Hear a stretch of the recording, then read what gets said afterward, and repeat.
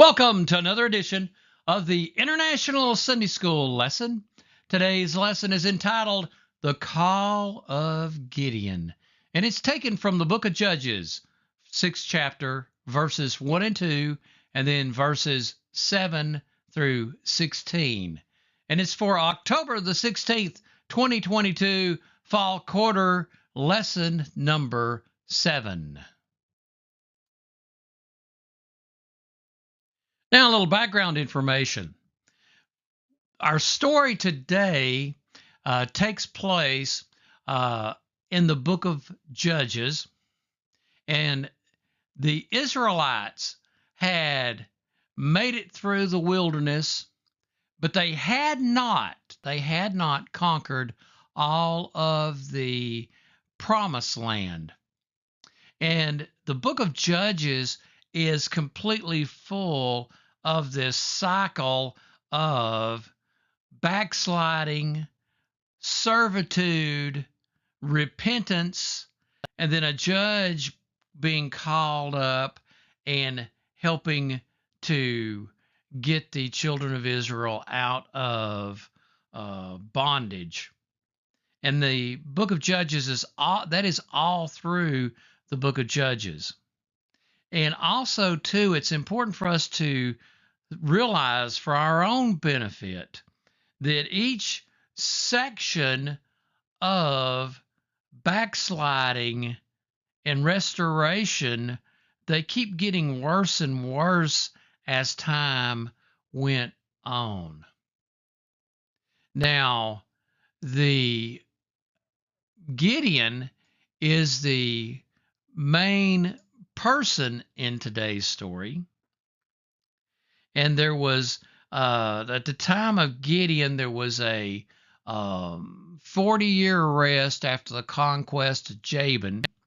And that 40 years of rest pretty much, was silent in the book of Judges. And then the people of Midian had conquered the Israelites after they had backslidden. And this is what the pulpit commentary says about the people of Midian.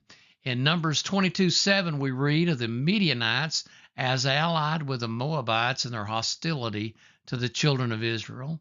And we find them willing agents of Balaam's iniquitous counsels, suffering a terrible chastisement from the Israelites in the consequence.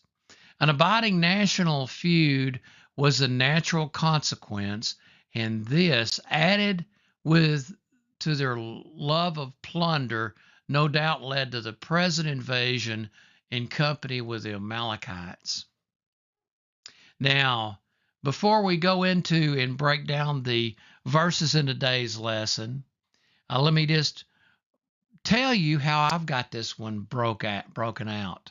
Flaking out, hiding out, crying out, finding out, bringing out, sounding out, and punching out. Okay?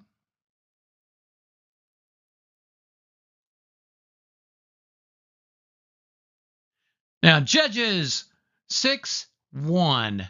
The people of Israel did what was evil in the sight of the Lord, and the Lord gave them into the hand of Midian 7 years. So we see how today's lesson starts off with the children of Israel flaking out on their commitment to God, their promises to God to be loyal, to be faithful. And they flaked out on the Lord. And so the Lord gave them over to the hand of Midianites for 7 years. Judges 6:2. And the hand of Midian overpowered Israel. And because of Midian, the people of Israel made for themselves the dens that are in the mountains and the caves and the strongholds. So we see after they faked out, then they had to go hide out in the dens. Now, Brother Barnes says the word rendered dens is only found in this passage. It is best explained of ravines hollowed out by the torrents, which the Israelites made into hiding places. And if you turn your back on God, that's what ends up happening. You know, the book of Deuteronomy in Deuteronomy 28, 47, and 48 reads, because you did not serve the Lord your God with joyfulness and gladness of heart, because of the abundance of all things, therefore you shall serve your enemies whom the Lord will send against you, and hunger and thirst and nakedness and lacking everything. And he will put a yoke of iron on your neck until he has destroyed you. So we see here how God had already, hundreds of years before this happened, God had promised the Israelites that that would be the natural consequences of their actions if they turned their back on God and did not live up to what they had promised the Lord. Okay?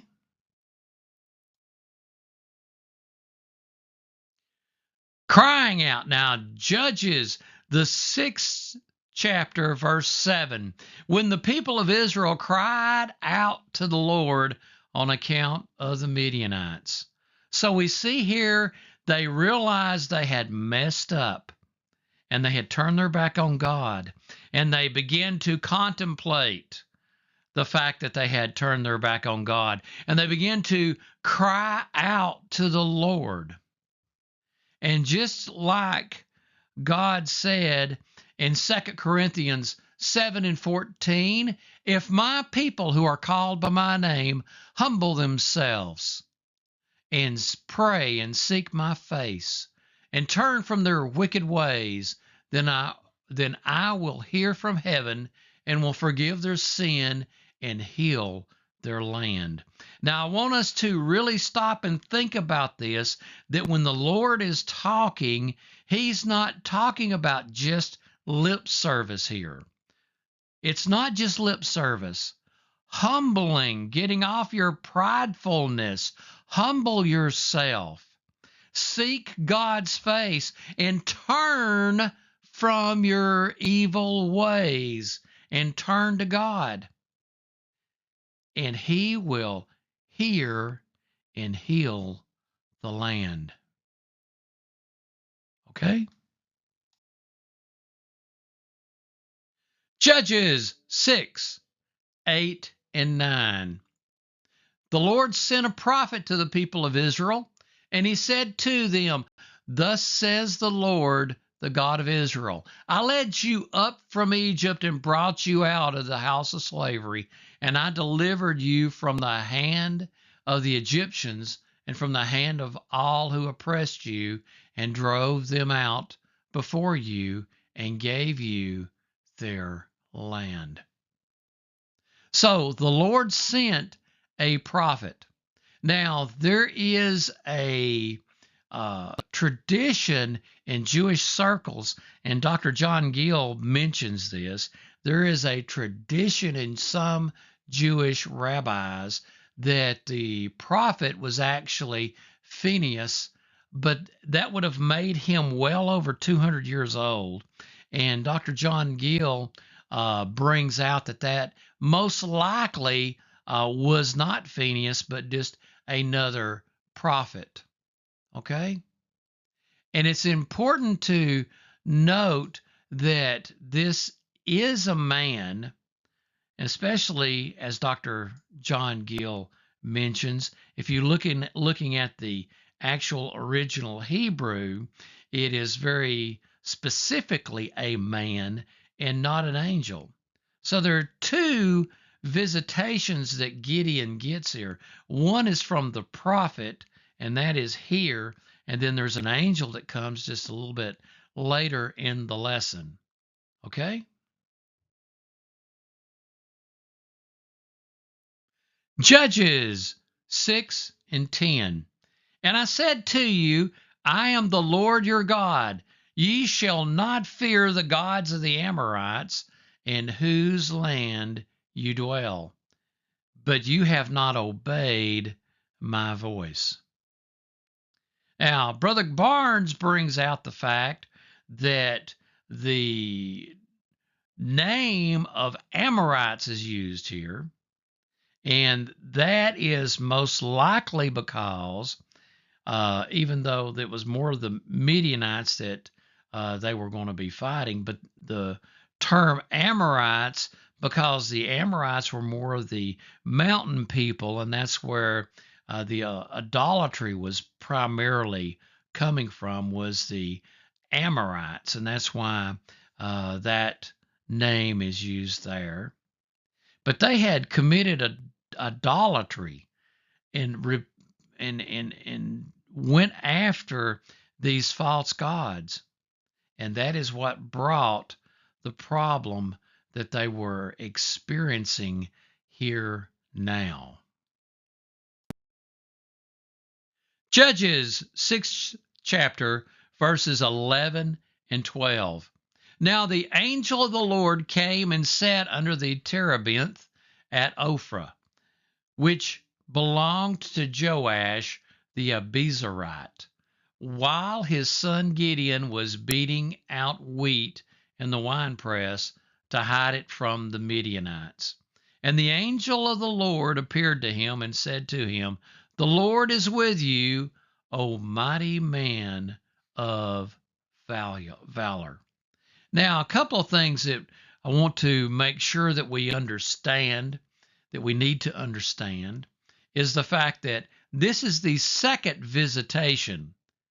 They had the prophet come first, and now the angel of the Lord comes and makes a visitation to Gideon.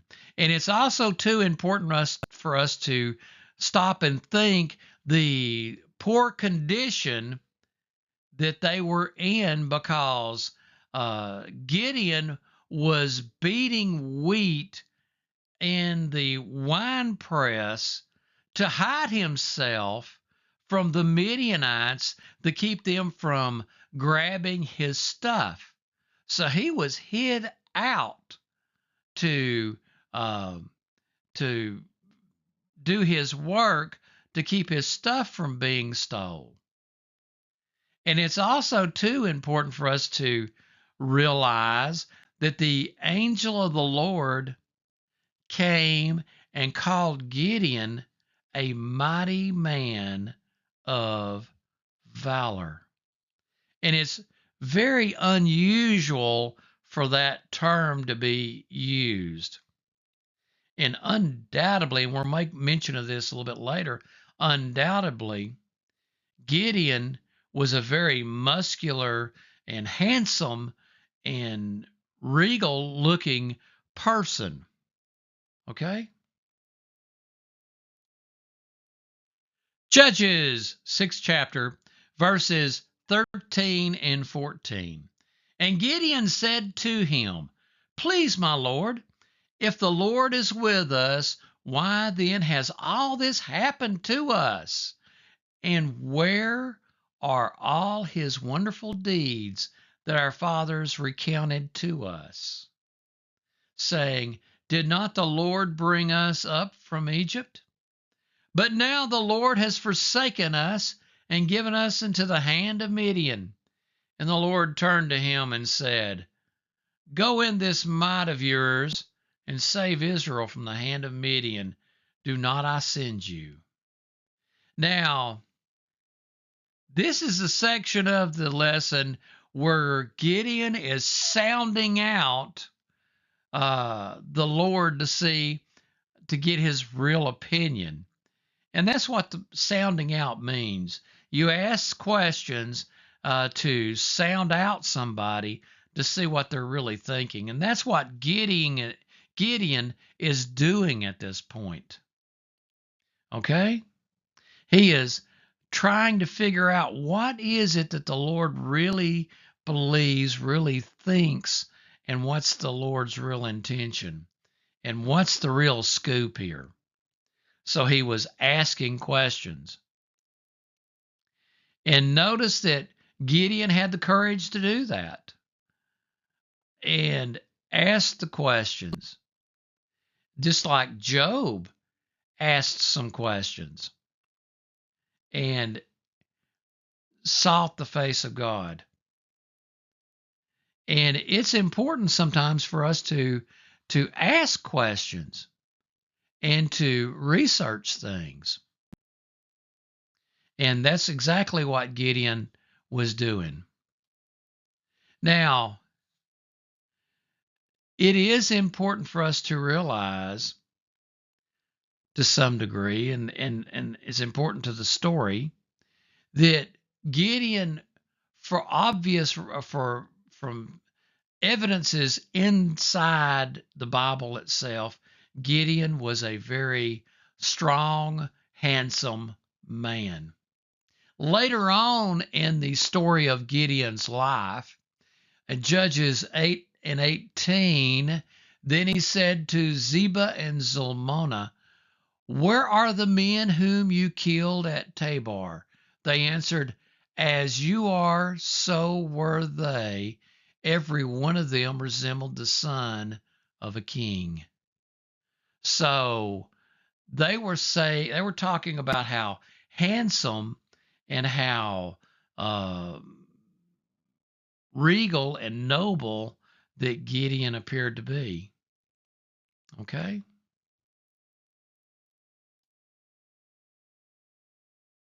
Judges 6:15 and 16. And he said to him, "Please, Lord, how can I save Israel? Behold, my clan is the weakest in Manasseh, and I am the least in my father's house." And the Lord said to him, "But I will be with you, and you shall strike the Midianites as one man." In other words, you're going to punch them out. Okay? And it's important for us to fully realize how that Gideon was being a humble person at this point, and how that he was thinking of himself in a very humble way. I love what Paul said in 1 Corinthians 15 and 9. "For I am the least of the apostles, unworthy to be called an apostle, because I persecuted the church of God." And it's important for us to remember where we came from and to exhibit humility. The King Saul, uh, in his initial time, was a very humble man. And Gideon, in his initial time, was a very humble man. Starting off well and remembering his weaknesses and his frailty and looking to God for a deliverance. And that's a good thing. But it is easy for people to forget. You look at the story of Saul and you look at the story of Gideon. Gideon had a couple of issues that arose later where he forgot his humble beginnings. And it's easy to do that. If those of us that have been that were traumatized when we were little, with feelings of being rejected and feelings of rejection and stuff like that, it is easy to forget and to try to compensate sometimes for that feeling of rejection, and to let pride and arrogance take over. And the Lord will deal with us for that. And we need to constantly remember this verse in the Bible: God resists the proud, but giveth grace to the humble. Pride was the original sin. Arrogance will block God's blessings every single time. And arrogance and pridefulness is the most deceptive sin in the universe. You can get up and preach behind a pulpit every week. You can quit your drinking. You can quit your smoking. You can quit your running around. You can quit your cussing. You can quit your watching dirty movies. You can do all that stuff and be so prideful and arrogant that you did it, and you're in just as bad a shape as that one that's going out in the bar and getting drunker than a skunk, and you're just as bad off as they are, because God resists the proud but giveth grace to the humble. We have to be humble and meek spirited no matter what.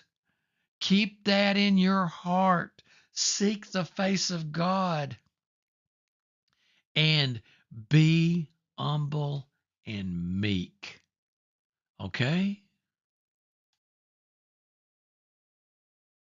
Now, some concluding thoughts.